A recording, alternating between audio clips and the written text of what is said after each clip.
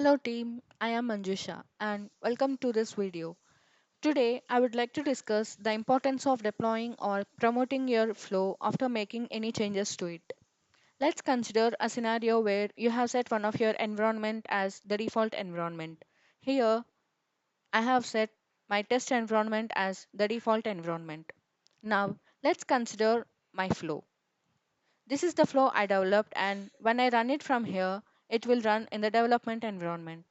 I have promoted this flow to the test environment and when I run it from here, it will run in the test environment. Let me run this flow and show you. If you see here, this is the output of my flow. So let's say if I make any changes to my flow and run the flow. This is my flow and let me make a change here. In place of there, I'll keep world. Now let's save this flow. Now that the flow is saved, I'll go and run again in the test. If you see here, when comparing both the flows, it generated the same value and it didn't generate the new value. I mean, I have actually updated the flow value in place of there. I have replaced world, but it is not showing anymore here.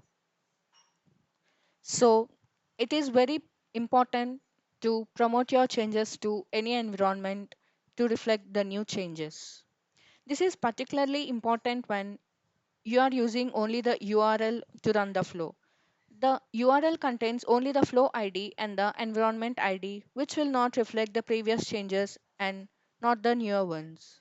Let me show you an example. If you see here, this is the URL which I'll use to run my flow. If you see, it is again showing the old change but not the new one. I hope this helps.